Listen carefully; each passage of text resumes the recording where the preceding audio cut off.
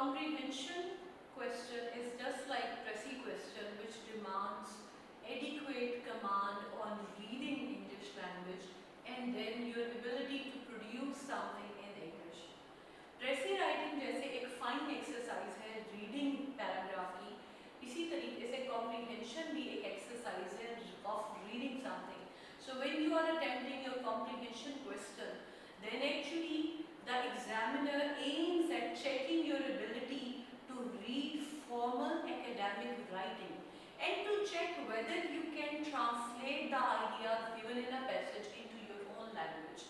So Pressy की तरह ही comprehension का सवाल है जो कि पहले आपकी reading skills को check करता है और उसके बाद आपकी writing skills को check करता है.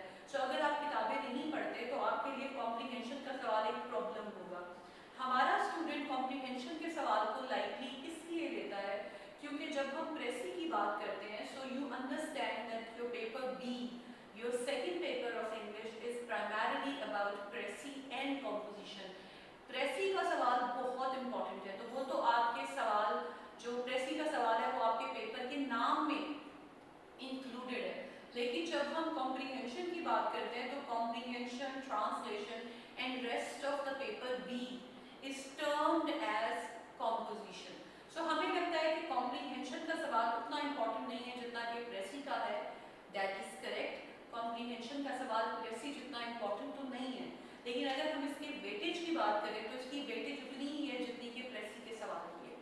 So हम इसको lightly नहीं ले सकते. दूसरी बात ये कि जिस तरह प्रेसी वाला पैराग्राफ उसने फॉर्मल एकेडमिक राइटिंग से लिया है, किसी किताब से उठा के दिया है, उसी तरह से कॉम्प्रीहेंशन वाला पैराग्राफ भी आपको किसी किताब में से उठा के दिया जाएगा. तो फिर सवाल ये पैदा होता है कि क्या आपने कभी किताब पढ़ी है? अगर आप किताब पढ़ते हैं तो आपने जो किताबें पढ़ी होती हैं वो आपके कंपल्सरी या ऑप्शनल सब्जेक्ट्स की तो होती हैं, लेकिन हम लोग ह्यूमैनिटीज की किताबों को वैसे नहीं पढ़ते इंजॉय करने के लिए, समझने के लिए. हम फिलॉसफी की किताब नहीं पढ़ते, हमने साइकोलॉजी की कोई किताब नहीं देखनी, सोशल साइंसेस को हम इग्नोर कर देते हैं. We don't read about certain things because we feel that there is no need to read about knowledge. So हम knowledge के बारे में नहीं पढ़ते, हम education के बारे में नहीं पढ़ते, ठीक है. So हम बहुत सारे ideas को ignore कर देते हैं. हम society, civilization, machine, man, values, ethics, morality, religion, हम इन ideas के बारे में नहीं पढ़ते. और जब हमें कोई पैराग्राफ दिया जाता है जो कि इन social issues के साथ, social values के साथ, social evils के साथ, हमारी नॉर्म्स के साथ रिलेट करता है, हमारे मसाइल के साथ किसी टॉपिक का ताल्लुक होता है पर हमने उसके बारे में नहीं पढ़ा होता, तो हमारी पहली प्रॉब्लम तो हो जाती है दूसरे को समझने की. We are not in a position to understand what the other person is trying to say because we are not familiar with the subject.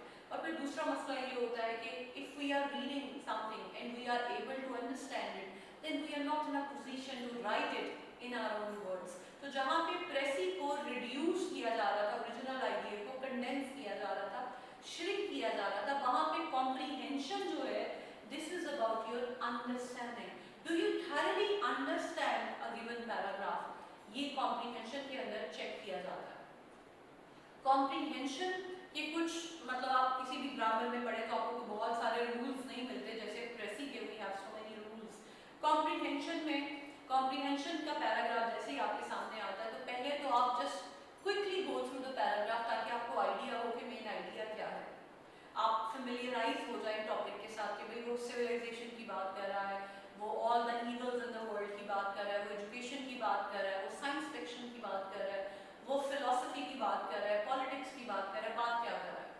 उसके बाद दूसरा आप काम ये करते हैं कि फिर आपने पढ़ने सवाल. पहले सवाल नहीं पढ़ने, क्योंकि अगर आपने सवाल पहले पढ़ लिए और पैराग्राफ बाद में पढ़ा तो फिर आपका जो दिमाग है वो सिर्फ सवाल के जवाब को ढूंढ रहा होगा और आप पूरे पैराग्राफ को अच्छे तरीके से नहीं पढ़ेंगे. जब आप अच्छे तरीके से नहीं पढ़ेंगे तो देयर इज अ पॉसिबिलिटी कि आप कहीं पे जो जवाब है उसको मिस कर जाएं, ठीक है. फिर साथ ही ये होता है कि किसी सवाल का जवाब हमें दो हिस्सों में मिलता है, दो मुख्तलिफ पार्ट्स में मिल रहा होता है पैराग्राफ के अंदर. तो हो सकता है कि आप स्किप कर जाएं किसी एसेंशियल इन्फॉर्मेशन को जो कि आपको सवाल का जवाब देने के लिए चाहिए थी. सो पहले पढ़ें पैराग्राफ को जल्दी से और फिर पढ़ें सवाल को, ताकि आपको पहले पैराग्राफ का आइडिया हो और उसके बाद आप सवाल को पढ़ें. सवाल पढ़ने के बाद आपका तीसरा काम ये है कि आप सवाल के जवाब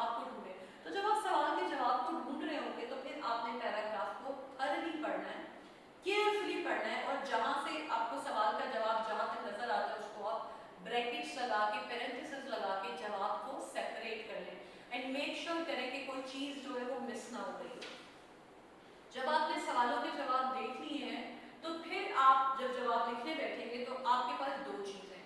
पहली बात तो ये है कि सवाल का जवाब हमेशा पूरे सेंटेंस से देना है। सो अगर वो कहता है कि why we are unable to understand the dilemma of human civilization, सो अब इस सवाल का जवाब देते हुए आपने ये नहीं कहना कि बिकॉज से जवाब नहीं शुरू करना। आपने सवाल उठाना है कि we are unable to understand the dilemma of human civilization because, ठीक है, पूरा सवाल में से जो चंक उठाना है पहले वो देना है और फिर बिकॉज लगा के आगे जवाब देना है। ऐसे नहीं करना कि डिपेंडेंट क्लॉज में खाली जवाब लिख देना, ठीक है, या वन वर्ड का जवाब देना है कि वो कहता है कि जी is democracy the best revenge, तो आप कहते हैं यस, तो आपका जवाब खत्म हो गया। That is wrong. आपने पूरा का पूरे सेंटेंस में उसका जवाब देना है और जवाब लिखते हुए please please please give answers in your own words, use your own words. आपकी प्रेसी, आपकी कॉम्प्रीहेंशन, दोनों सवालों के अंदर आपने अपने अल्फाज में बात करनी है। ये आपके एक्सप्रेशन का इम्तहान है। सो आपका कॉम्प्रीहेंशन का सवाल 2 नंबर का वो वाला सवाल नहीं है जो आप मैट्रिक में करते थे कि सवाल का जवाब ढूंढ लिया तो आप कामयाब हो गए, बहुत बड़ी चीज आपको मिल गई, आपने सवाल का जवाब देख लिया। ये तो कोई सवाल ही नहीं है। कॉम्प्रीहेंशन तो फिर बहुत आसान है। जवाब लोकेट करने के आपको 4 नंबर नहीं मिल रहे, आपको मार्क्स इसलिए दिए जा रहे हैं कि आपने जवाब ढूंढा है और जवाब को अपने अल्फाज में कम्युनिकेट किया है, ठीक है। Use your own language. और जब आपने यूज कर लिया है then read the questions again and read the answers again from the passage and decide कि जितनी बात थी क्या आपने पूरी कम्युनिकेट कर दी है। कहीं ऐसा तो नहीं हुआ कि जवाब लिखते हुए आपने अपनी प्रीवियस नॉलेज को इनकॉर्पोरेट कर दिया। यानी आपसे पूछा जा रहा है, राइटर जो है वो लिखता है कि गैलीलियो जो है ना उसने एक अनप्रेसिडेंटेड काम किया जिसके बाद जो हिस्ट्री है इंसान की वो चेंज हो गई। अच्छा, अब उसने ये बात लिख दी, उसने डिस्कस नहीं किया कि उसने टेलीस्कोप बनाई, उसने डिस्कस नहीं किया कि कैसे जियोसेंट्रिक अर्थ को उसने चेंज करके तो जो यूनिवर्स का मॉडल है वो ही चेंज कर दिया। उसने ये कोई ऐसी बात नहीं की। उसने कहा कि हिस्ट्री चेंज हो गई और वो आगे चला गया। अब आपकी प्रीवियस नॉलेज ये है, तो उसने सवाल तो आपसे पूछा है कि how history has changed since Galileo. So अब आप चले जाते हैं, गैलीलियो ने टेलीस्कोप पे जांच की, गैलीलियो ने लेंस के ऊपर एक्सपेरिमेंट किया क्योंकि लेंसेज बहुत महंगे थे। गैलीलियो ने अपने लेंसेज बनाए, टेलीस्कोप में उसको इंस्टॉल किया और फिर उसने देखा कि जी कैसे अर्थ जो है वो सन के गिर्द मूव कर रही है। उसने वो सन के ऊपर सैंडस्टॉर्म्स देखे। आपसे ये चीजें नहीं पूछेंगी, ये आपकी प्रीवियस नॉलेज है। आपसे जो सवाल किया जा रहा होता है वो पैराग्राफ के बारे में किया जा रहा होता है, तो आपका जो जवाब होगा वो पैराग्राफ में से होगा। अपनी प्रीवियस नॉलेज आप तब तक शेयर नहीं करेंगे जब तक कि आपसे आपकी प्रीवियस नॉलेज मांगी नहीं जाएगी। सो अगर तो आपसे मांगा गया है, आपसे पूछा गया है कि भाई व्हाट डू यू थिंक, ठीक है, अगर आपसे आपकी प्रीवियस नॉलेज मांगी गई है तो आप अपनी प्रीवियस नॉलेज देंगे, अदरवाइज आपने अपनी प्रीवियस नॉलेज को इनकॉर्पोरेट नहीं करना।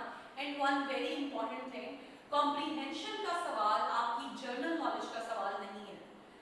आपकी जर्नल नॉलेज जो है वो पाकिस्तान अफेयर्स में, करंट अफेयर्स में, जनरल साइंस एंड एबिलिटी में चेक होती है। इंग्लिश के प्रेसी एंड कॉम्पोजिशन के पेपर में आपकी जर्नल नॉलेज चेक नहीं होती, ये आपके एक्सप्रेशन का इम्तहान है। तो फर्ज करें कि वो लिख देता है कि पाकिस्तान जो है, करारदाद पाकिस्तान जो है वो 23 मार्च 1941 को पास हुई। फर्ज करें कि उसने 1941 लिख दिया। अब आपको पता है कि 1940 में पास हुई थी। अब आप बैठ जाएं कि आपने एग्जामिनर को, पेपर सेटर को करेक्ट करना है। तो आपसे ये नहीं पूछा जा रहा कि राइटर ने जो साल लिखा है वो सही है या गलत है।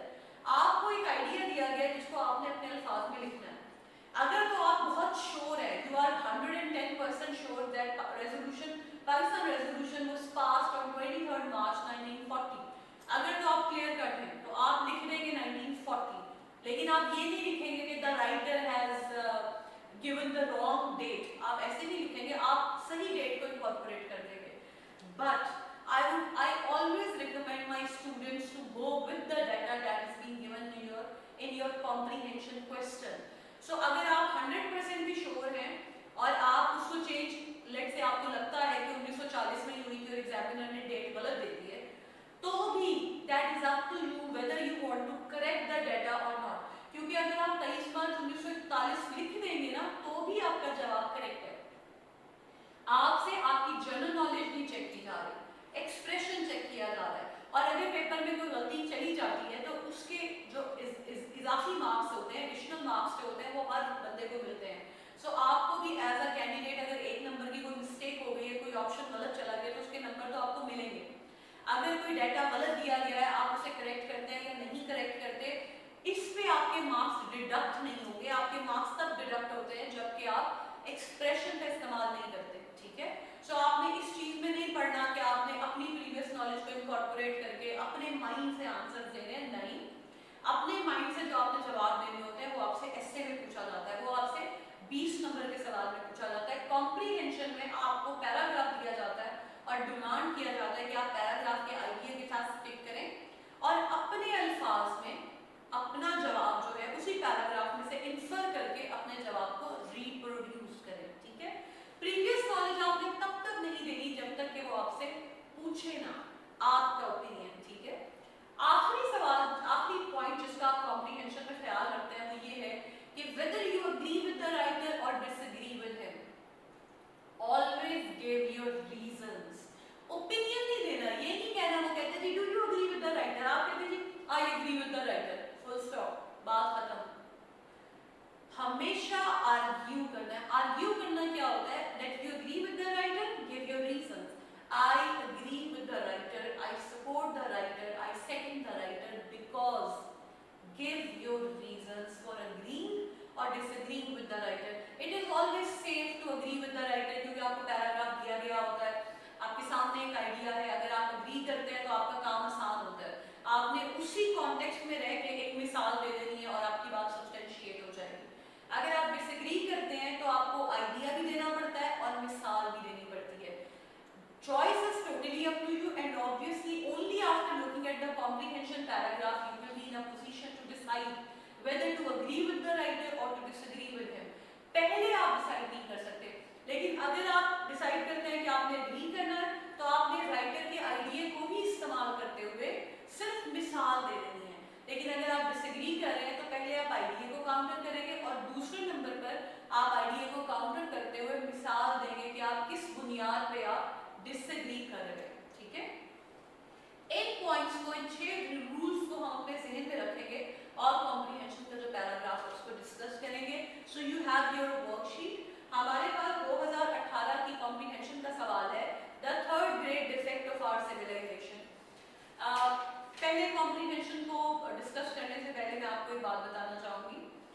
हमेशा अच्छी बात ये होती है कि जो स्टैंडर्ड ग्रामर्स होती हैं उनको इस्तेमाल किया जाए, क्योंकि मैं अपनी क्लास में ब्रेनन मार्टिन जो हाई स्कूल इंग्लिश ग्रामर है उसी पे हम काम करते हैं। तो जब 2018 में ये वाला पैराग्राफ आया था तो मेरे स्टूडेंट्स जो थे they were already familiar with the paragraph. अब मुझे तो नहीं पता कि पेपर में कौन सा पैराग्राफ आने वाला है, लेकिन क्योंकि हम ब्रेनन मार्टिन में से ही एक्सरसाइजेस करते थे तो अब जब आपको पेपर में एक ऐसा पैराग्राफ आ गया जिसके ऊपर आपने ऑलरेडी काम किया हुआ है तो आपकी जो मुश्किल होती है वो बहुत आसान हो जाती है and you are more confident while attempting that question, ठीक है।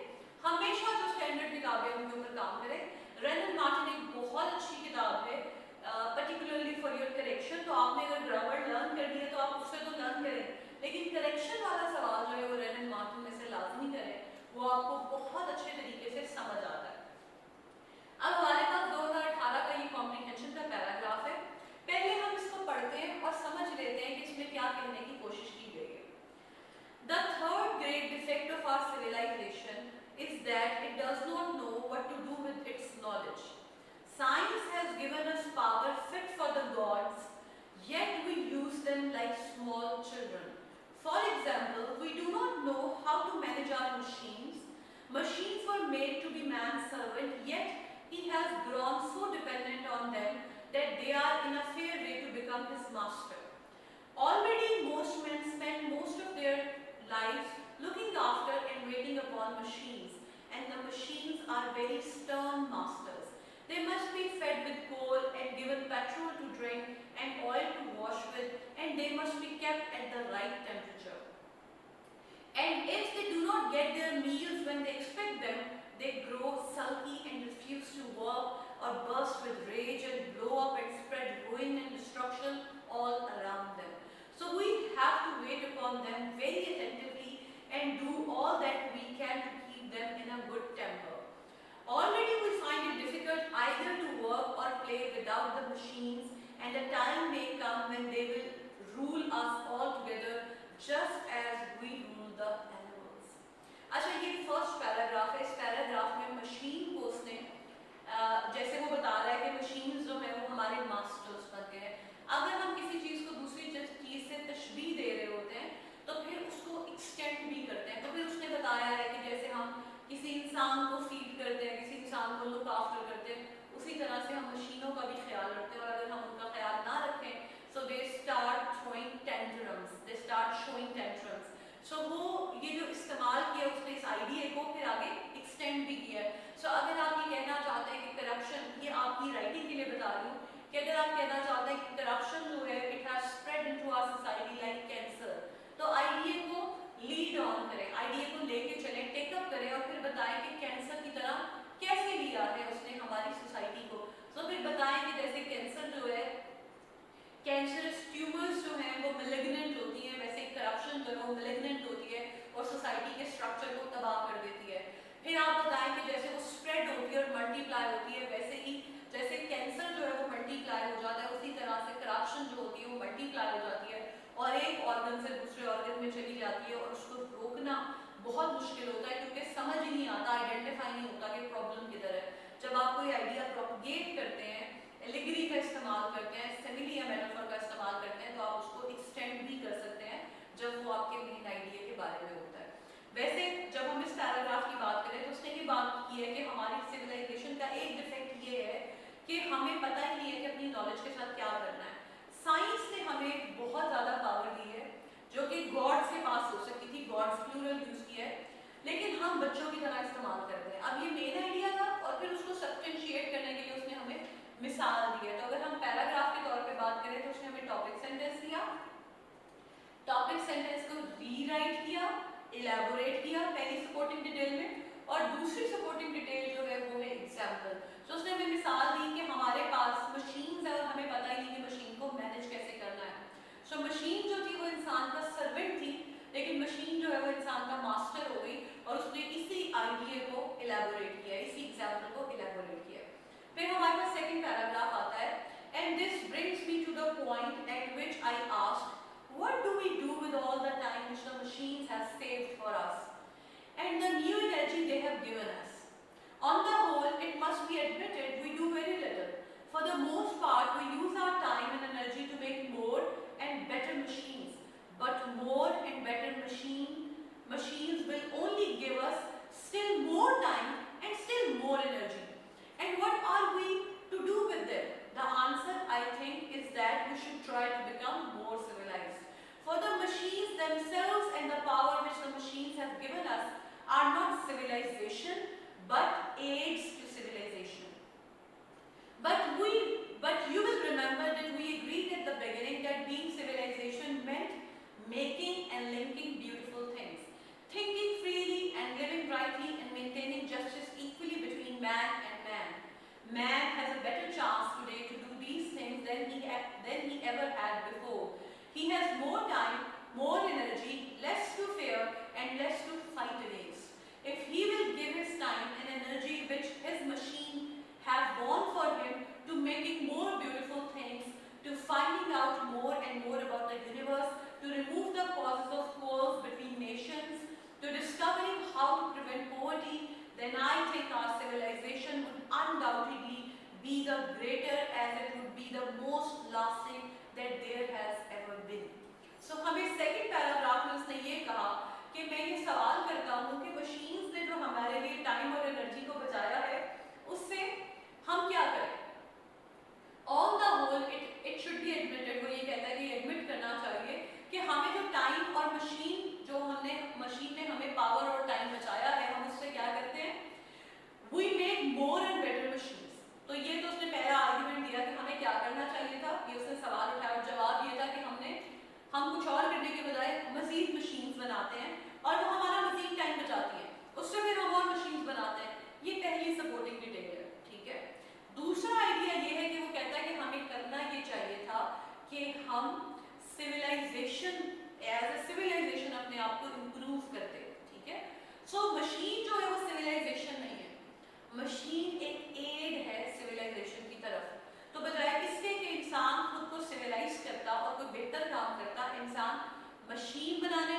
और मशीन को इम्प्रोवाइज करने में, इम्प्रूव करने में अपनी एनर्जीज को सर्व कर देता है। फिर उसने कहा कि सिविलाइजेशन जो है it is making beautiful things. अब आगे फुल स्टॉप लगा के उसने डिफाइन किया, डेफिनेशन की है। बार बार हम जो इसेंशियल इंफॉर्मेशन जब डिफाइन करने के लिए देते हैं तो राइटर्स क्या करते हैं कि उस इसेंशियल इंफॉर्मेशन को सेंटेंस के तौर पे, यानी आपने फ्रेज देनी होती है, नाउन फ्रेज, तो आप क्या करते हैं उसको सेंटेंस बना के सेपरेट लिख देते हैं ताकि वो हाईलाइट हो जाए। अगर उसे इसेंशियल इंफॉर्मेशन बना के भी आप सब्जेक्ट के साथ देते तो वो ओवरलुक हो जा रही थी, ठीक है। तो बहुत दफा हम राइटर्स में देखते हैं कि डेफिनेशन को नाउन फ्रेज बना के अलग लिख दिया जाता है। जैसे उसने यहाँ पे लिखा that being civilization, being civilized meant making and linking beautiful things, full stop। आगे उसने इलेबोरेट करने के लिए जो एसेंशियल क्लॉज लगानी थी उसने उसको अलग लिख दिया, thinking freely and living rightly and maintaining justice equally between man and man, full stop। so उसने ये नाउन फ्रेज को अलग करके जो कि एसेंशियल हमारी इंफॉर्मेशन थी उसको अलग करके लिख दिया। सो फिर उसने हमें बताया कि जो टाइम एंड एनर्जी बचा है और हमें चीज़ों से स्ट्रगल नहीं करनी पड़ती, हमें चीज़ों से डर नहीं लगता, तो हमें चाहिए था कि हम उससे क्या करते, हम ये कर सकते थे कि हम ज़्यादा खूबसूरत चीज़ें बनाते, हम यूनिवर्स के बारे में ज़्यादा पता करते, हम जो कौमों के दरमियान में इख्तलाफ की वजूहात है उनको कम करते, हम पॉवर्टी को ख़त्म करने के कोई तरीके निकालते। और अगर हम ये सारे काम करें उस टाइम से जो कि मशीनों ने हमें बचा के दिया है, तो फिर हम एक ऐसी सिविलाइजेशन बन सकते हैं जो कि सबसे ज़्यादा लास्टिंग हो। हमने पैराग्राफ पढ़ा क्योंकि हम क्लास में कर रहे हैं, तो ऑब्वियसली हमने इसको पढ़ने में थोड़ा सा ज़्यादा टाइम लगाया। जब आप पेपर में पढ़ेंगे तो you will quickly go through the paragraph. अब हम सवालों के जवाब देखते हैं। पहला सवाल ये है, instead of making machines our servants, the author says that they have become our masters, in what sense has this come about. पहले सवाल का जवाब, क्योंकि मैंने पहले से जवाब सर्कल लगा के रखे हैं, वो हमारे पहले पैराग्राफ में है जहाँ पे वो लिखता है, we do not know how to manage our machines, machines were made to be man's servants, yet he has grown so dependent on them that they are in a fair way to become his masters। So हमसे पूछा गया, instead of making machines our servants, the author says they have become our masters, in what sense has this come about। अब आपने इसको elaborate करना है, तो आपके पहले पैराग्राफ की जो supporting detail नंबर 2 है वो आपका जवाब है। हमने जवाब को लोकेट किया, तो ये हमारा we do not know how to manage our machines, इसके बाद जहां से शुरू हो रहा है आपका ये है कि machines were made to be man's servant। यहाँ से लेके आपका जवाब है we can to keep them in a good temper। यहाँ तक आपका जवाब है जो कि आपका सेकंड लास्ट सेंटेंस है। यहाँ तक आपके पहले सवाल का जवाब है। अब आपने जब जवाब लिखना है तो आपने अपने अल्फाज में लिखना है, और आपका जो कॉम्प्रिहेंशन के सवाल का जवाब है वो एक शॉर्ट पैराग्राफ होता है। So it's not a very long paragraph, it's a short paragraph. From short paragraph I mean 3 to 4 lines, लेकिन ये ब्रीफ आंसर नहीं है, टू द पॉइंट जरूर है, ब्रीफ नहीं है, ठीक है। अब आप जवाब देने लगे, instead of making machines our servant they have become our masters, ठीक है। अब आप इसको थोड़ा सा चेंज भी कर सकते हैं, आप कहते हैं machines comma instead of becoming our servants comma have become our masters because. अब आपने बिकॉज करके जवाब देना है जो कि आपके कॉम्प्रिहेंशन वाले पैराग्राफ में से है। Because they need constant attention, they need fuel, they need constant maintenance, ठीक है। They demand our attention because they can not work on their own. आप इस तरह से लिख सकते हैं। आप मजीद इंफॉर्मेशन उठा सकते हैं। आप कह सकते हैं machine is something which depends on man for its proper functioning. Machine is something which is not self-sufficient and they demand constant attention and time from man, and man has to look after whether they have their fuel. The man has to check whether they are getting overheated. If machines get ignored, there is a chance that they will stop functioning, or there will be a problem in them, or they will get out of order, or they will get heated। आपने उसी paragraph में से जवाब उठा के उसको अपने अल्फाज में इनकॉर्पोरेट कर देना है, लेकिन आपने स्टिक करना है आइडिया के साथ जो कि पैराग्राफ में दिया गया है, प्लस आप लैंग्वेज को यूज कर सकते हैं। जैसे मशीन है, आपके पास मशीन का लफ्ज दिया गया है, तो अब आप क्या करेंगे, मशीन को कैसे चेंज करेंगे, अप्लायंसेस लिखेंगे, तो अप्लायंसेस तो कुछ और होते हैं। आप गैजेट्स लिखेंगे, गैजेट्स कुछ और होते हैं। गिज़मोस लिखेंगे, क्या लिखेंगे कि आपका मशीन का दूसरा वर्ड रिप्लेस हो जाए, आपके पास ऐसा कोई भी वर्ड नहीं है। सो आपने उसी डिक्शन के साथ आपने एडहेयर करना है, उसी डिक्शन को फॉलो करना है, लेकिन आपने अपना जुमला बनाना है। अगर उसने पार्ट ऑफ स्पीच को ही लिखा है तो आप उस पार्ट ऑफ स्पीच को चेंज कर सकते हैं। उसने वर्ब लिखा है, यहाँ तो उसने लिखा है जी looking after and waiting upon machines, तो वो बात कर रहा है looking after and waiting upon machines की, तो लुकिंग आफ्टर की बात कर रहा है, ठीक है। सो आप कह रहे टेक केयर की, ठीक है। So man needs to take care of the machines, या machine needs care and attention from man, care and attention. So आपने उसी आइडिया को, उन्हीं अल्फाज को अपने स्ट्रक्चर में इनकॉर्पोरेट कर लिया। The use of machines has brought us more leisure and more energy, but the author says that this has been a curse rather than a blessing. Why? अब मैंने आपको ये कहा कि जब आपने पैराग्राफ में आपने सवाल देखे तो सवालों के जवाब आपने वो देखे, आपने उनको पैरेंथेसिस में लिखा कि भाई यहाँ से लेके यहाँ तक सवाल का जवाब है। अब आपका जो ये सवाल है इसका जवाब है आपके सेकंड पैराग्राफ की थर्ड लाइन में, सॉरी सेकंड पैराग्राफ की थर्ड सेंटेंस में है। For the most part we use our time and energy to make and better machines, but more and better machines will only give us still more time and still more energy, and what are we to do with them? The answer I think is that we should try to become more civilized. ये आपके दूसरे सवाल का जवाब है, लेकिन ये यहाँ पे खत्म हो जाता है अगर हम देखें, ट्रेस करें, और फिर आगे वो कहता है for the machines themselves and the power which the machines have given us are not civilization but aids to civilization। ये वाली जो हमें बात आती है वहां पे हम थर्ड क्वेश्चन देखें तो उसका जवाब शुरू हो जाता है what exactly is the meaning of civilization, do you agree with the author's views। यहाँ पे हमारा थर्ड सवाल शुरू हो जाता है। लेकिन जब आप अपना कॉम्प्रिहेंशन वाले जो आपको पेरेंटली सवालों के जवाब लग रहे होते हैं, जब आप उन्हें लिख लेते हैं तो फिर आपको चेक करना होता है कि कहीं कोई इन्फॉर्मेशन मिस तो नहीं हो गई। तो आपका जो सेकंड सवाल है इसका जवाब दो हिस्सों में। पहला तो ये था जो मैंने आपको थर्ड सेंटेंस से बताया कि ये यहाँ से शुरू होके जाता है बिकम मोर सिविलाइज्ड, यहाँ तक जवाब है।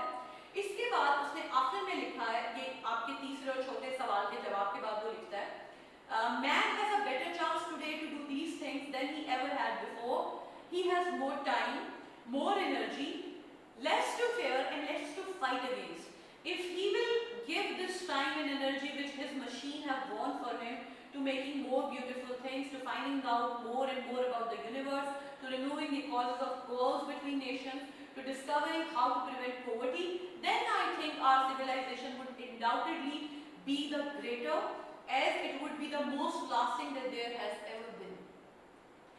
आपका जो सेकंड क्वेश्चन का जवाब है वो दो पार्ट्स में है, कुछ जवाब जो है वो सेकंड पैराग्राफ के शुरू में है और कुछ सेकंड पैराग्राफ के आखिर में है।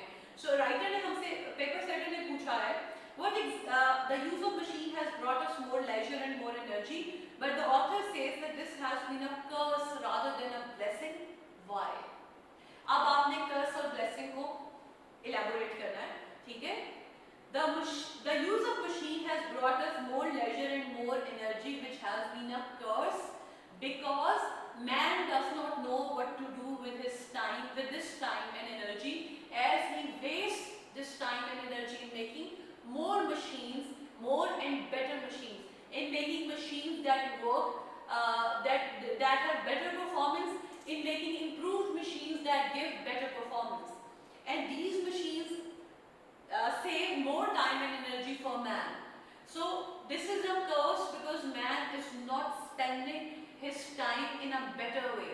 It would have been a blessing if man was able to do better things in this time that the machine has saved for him। जब हम कहते हैं कि वो चीज़ें क्या हैं जिसमें हमने प्रोडक्टिव चीज़ें क्या है जिसमें हमने अपने टाइम को स्पेंड करना है, अपने आप को इंगेज करना है, तो वो हमें हमारे पैराग्राफ के एंड में जवाब मिल रहा है कि वो चीज़ें ये हैं कि we should spend that energy, if we spend that energy and that time in finding out, उसने कहा है finding out more about the universe, in knowing the universe and exploring the universe and addressing or resolving conflict between nations and making this planet a better place for all human beings, जो उसने लिखा है poverty वाला, then we can save this time and energy in a better way। But the use of machine has been a curse for humanity because man has been unable to decide what to do with his time। ठीक है, सो हम अपने time को invest कर देते हैं बेहतर और मजीद मशीन्स बनाने में। फिर हमारे पास थर्ड क्वेश्चन आता है Do you agree with the author's views? What exactly is the meaning of civilization? ये वो सवाल है जहाँ पे मैंने आपसे कहा था do not use your previous knowledge unless it has been asked for. So आपसे पूछा जा रहा है कि भाई what is the exact meaning of civilization? Do you agree with author's views? तो एक author का view है civilization के ऊपर और एक आपका होगा. So यहाँ पे आपसे आपकी previous knowledge पूछी जा रही है और आपने कभी ऐसे नहीं सोचना कि आपसे कॉम्प्रीहेंशन में या प्रेसी में अगर आपसे लफ्ज का मानी पूछा जाए तो वो लफ्ज का मानी हमेशा कॉन्टेक्सचुअल होता है. यहाँ पे उसने प्रीवियस नॉलेज पूछी है लेकिन किसी ऐसे लफ्ज की नहीं पूछी जो कि आपकी जीआरई की वोकैबुलरी से हो या जो आपको वोकैबुलरी बिल्डर से मिलेगा. ये एक आम सा लफ्ज है civilisation, just like society is something we are always talking about. So वो आपको ऐसा लफ्ज देता है जिसका आपको पहले से पता होता है, जिसके साथ आप फेमिलियर होते हैं, जिसके बारे में हर बच्चा बात कर सकता है. तो जब हमसे वो ये पूछता है कि what exactly is the meaning of civilisation, तो सिविलाइजेशन जो है वो एक human social and cultural development के बारे में होती है जो कि एक ऑर्गेनाइजेशन को जब हम एक एडवांस्ड ऑर्गेनाइजेशन को एक एडवांस लेवल के ऊपर कंसिडर करते हैं, यानी वो human social and cultural development है which make a human society organised and advance. ठीक है, तो हमारी ऑर्गेनाइज्ड ह्यूमन ऑर्गेनाइजेशन जब एडवांस्ड होती है तो हम उसे सिविलाइजेशन कहते हैं. अब आपने इसी आइडिया को अपने अल्फाज में लिखना है. आप कहते हैं जी civilisation means development, social and cultural development of human society and organization of human society in a way which is more advanced. ठीक है, और आप इसको ऐसे भी कह सकते हैं कि civilization stands for a high level of living, a better lifestyle, a development in human history which has been a characteristic for human species. ठीक है, और हम सिविलाइजेशन को अक्सर ईरा से भी डिनोट करते हैं लेकिन यहाँ पे सिविलाइजेशन से मुराद है सोशल एंड कल्चरल एडवांसमेंट. तो आप कहते हैं कि civilization means social and cultural advancement of human civilization which has made this organization more advanced, this human organization with more advanced. So आपने civilization का मान लिया और फिर आप कहते हैं कि ये जो do you agree with author's views, तो अब author का view civilization पे क्या है? Author कहता है कि civilization means making more beautiful things. ठीक है, so उसने civilization के ऊपर ये opinion दिया है कि when you are making more beautiful things, you give people, you enable people to think freely, live rightly, and give them justice, equal justice. Then this is what beauty, making beautiful things means. You can agree with the writer because writer ने सिर्फ अल्फाज का जो चुनाव है वो different है, बात तो वो भी वही कर रहा है. So आप कहते हैं कि civilization is a stage of human social and cultural development, an organization that is considered to be more advanced. I agree with the author because only in an organized, only in an advanced human organization, people are able to think freely, live rightly, and to have access to social justice, have equal access to social justice. आपने writer के idea को ही अपने अल्फाज में incorporate कर दिया. Really sorry because I am making up these answers, इसलिए मुझे बार बार उसको रीराइट करना पड़ा है, बार बार बोलना पड़ा है. मैं जब आपको बोल दूंगी तो आपको इस लेक्चर के साथ ही एक वर्कशीट जो आपको मिलेगी, एक तो आपको पैराग्राफ की मिली है, उसके बाद मैं आपको ये सॉल्व्ड आंसर्स भी दूंगी ताकि आप ज़्यादा बेहतर तौर पे देख सकें कि मैं आपको जो बात बताना चाह रही हूँ, मैं क्या कहना चाह रही हूँ, उसको मैं एक्सप्रेस कैसे करूँगी फॉर्मल एकेडमिक राइटिंग में. सो ये तो ऐसे ही चलेगा क्योंकि ये सारा एक्सटेम्पोर हो रहा है. फिर वो कहते हैं क्वेश्चन नंबर 4 है making more beautiful things. What does this expression mean? Make a list of beautiful things that you would like to make and how you would make them. So the writer means from making more beautiful things means that the writer wants to make this world a better place for all human beings. ठीक है, writer wants mankind to invest their time, invest his time in making more beautiful things that are beneficial for the whole human population. ठीक है, अब आपकी जो beautiful, make a list of beautiful things that you would like to make and how you would make them, ये सवाल है जिसमें वो आपसे डिमांड कर रहा है कि क्या होंगे। आपको ये देखना पड़ेगा कि CSS के पेपर्स जो हैं वो ज़्यादा सोल्यूशन ओरिएंटेड होते जा रहे हैं, प्रॉब्लम से हट गए। सो आपको हर चीज़ में पूछ लिया जाता है कि सोल्यूशन क्या है, आप कौन सी ब्यूटीफुल चीज़ें बनाएंगे और कैसे बनाएंगे। सो आपने जो भी आइडिया देना होगा आपको वो प्रैक्टिकल रखना होगा। अगर मैं बात करूंगी तो I would move towards social justice. तो आप एक ब्यूटीफुल चीज़ों में कह सकते हैं कि you want to spread education, you want to eliminate poverty, you want to target a certain community. आप चाहें तो इसमें ग्लोबल वार्मिंग की तरफ जा सकते हैं, that you want to make the planet green.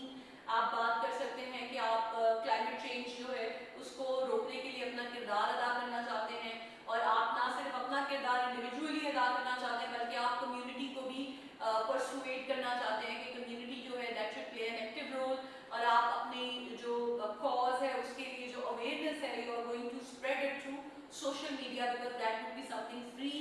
If you are talking about education, then obviously you can talk about education in terms of spreading awareness.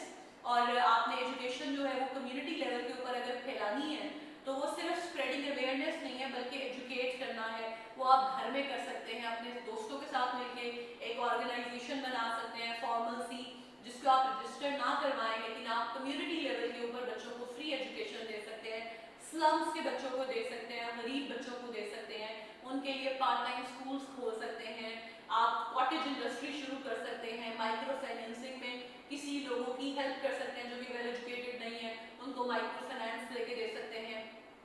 आप लोगों को अवेयर कर सकते हैं कि भाई ये तरीके हैं जिनसे आप अपना काम शुरू कर सकते हैं, और आप उसके लिए लोगों को कि जो पूरा प्रोसेस है, मैकेनिज्म है चीज़ों को इनिशिएट करने का, आप उसमें एड कर सकते हैं, ठीक है। So that is also possible. This is totally up to you कि आपने कौन से सोल्यूशंस देने हैं, लेकिन मेक श्योर कि आप जो सोल्यूशन की बात कर रहे हैं वो प्रैक्टिकल हो, और आप कोशिश करनी चाहिए कि जो सोल्यूशन है वो या तो पाकिस्तान के लेवल पे हो या फिर वो ह्यूमैनिटी के बारे में हो, ठीक है। पाकिस्तान के लेवल के ऊपर तो बहुत अच्छा है क्योंकि आप पाकिस्तान के कंपैटिटिव एग्जाम में बैठे हुए हैं, आपने ब्यूरोक्रेसी के लिए ऑप्ट करना है, तो अगर आप अपनी सोसाइटी के बारे में सोल्यूशंस देंगे तो वो तो बहुत रेलेवेंट और अप टू द मार्क होगा, और अगर आप ह्यूमैनिटी के बारे में देते हैं तो भी ठीक है, लेकिन फिर आपको ग्लोबल इश्यूज को टारगेट करना पड़ेगा। आखिरी सवाल वो देता है, mention some plans you may have to prevent poverty in the world, what would receive your most particular attention and why. जब हम पॉवर्टी की बात करते हैं तो हम बात करते हैं डिस्ट्रीब्यूशन ऑफ रिसोर्सेज की, तो वो जब हमारी डिस्ट्रीब्यूशन ऑफ रिसोर्सेज अनइक्वल होती है तो पॉवर्टी जन्म लेती है। पॉवर्टी आ गई है, अब पॉवर्टी को आपने कुछ प्लान्स बनाने हैं जिससे पॉवर्टी को प्रिवेंट करना है, एलिमिनेट करना है। सो आप किसको टारगेट करेंगे और कैसे टारगेट करेंगे, दिस इज वेरी इंपॉर्टेंट। अब आपका प्लान जो है वो एजुकेशन को लेके भी हो सकता है कि हम एजुकेशन से अगर हम एम्प्लॉयमेंट की तरफ जाएं तो एजुकेशन से एम्प्लॉयमेंट उन लोगों को मिल रही होती है जो एजुकेटेड होते हैं, आप ये बात कर सकते हैं। दूसरी बात ये कि अगर आपने किसी कम्युनिटी को टारगेट करना है तो उस कम्युनिटी को क्यों पर्टिकुलरली टारगेट करना है। अगर मैं अपनी बात करूं तो फिर मैं ये बात करूंगी कि मैं I personally believe and at some point in my life इंशाल्लाह I will have a plan for empowering, I will have an organization that would give employment to transgender and intersex community, because I feel that it is a responsibility of all of us that we should make equal opportunities, we should give equal opportunities to these people, and we should have a mechanism to help them out. So I do intend to have a school or some arrangement for teaching transgender and intersex community and to empower them with education. So if I have to eliminate poverty, I would target these people, this third gender, because I feel they deserve most of our attention, because they have been socially marginalized and they do not have equal access to those opportunities which the other two genders have. And if we give them opportunity, they will be able to come out of the vicious cycle of poverty. So I would focus on them. You can focus on any other community, you can focus on women, you can focus on children. अगर आपने poverty को eliminate करना है तो आपको eliminate करने के लिए you actually don't need a plan कि हम ऐसे ऐसे शुरू कर दें, लेकिन आपको बात करनी होगी कि कैसे हम poverty को ख़त्म कर सकते हैं। उसके लिए बहुत अच्छा तरीका यही है कि हम education को spread कर सकते हैं, हम किसी स्किल को लोगों को इम्पार्ट कर सकते हैं, लोगों को टेक्निकल ट्रेनिंग, वोकेशनल ट्रेनिंग की तरफ लेकर आ सकते हैं, लोगों को एक यूजफुल ह्यूमन रिसोर्स बना के हम पॉवर्टी को खत्म कर सकते हैं, ठीक है। और फिर आपने उस कम्युनिटी को बताना है जिसको आप एड्रेस करेंगे। So this is about this comprehension 2018 paragraph. मैंने आपको एक वैसे बता दिया कि सवालों का जवाब क्या बनता है। एक दफ़ा सवालों के जवाब देने के बाद दोबारा पैराग्राफ पढ़ के देखना चाहिए कि कहीं पे कोई चीज़ एलिमिनेट तो नहीं हुई। अगर आपने राइटर के साथ डिसएग्री किया है तो आपने आर्ग्यूमेंट देके डिसएग्री करना है, ऐसे ही डिसएग्री नहीं कर देना कि आप बस I agree with the writer और I disagree with the writer, that is not enough. जहाँ तक बात रही इस कॉम्प्रीहेंशन को मैंने आपको समझा दिया है, but I will provide you solution of this comprehension so that you should be in a position कि आप जज कर सकें कि आपसे कैसे जवाब जो है, स्टैंडर्ड जवाब जो है वो आपसे एक्सपेक्ट किए जा रहे हैं। ये हमारे कॉम्प्रीहेंशन के लेक्चर का पार्ट 1 है। We have to exercise another passage, ताकि एक डिफरेंट पैसेज देखेंगे तो हमें ज़्यादा बेहतर समझ आएगा कि what is expected of us in this comprehension exercise. This is all in this lecture. I'll see you in the next lecture. Thank you.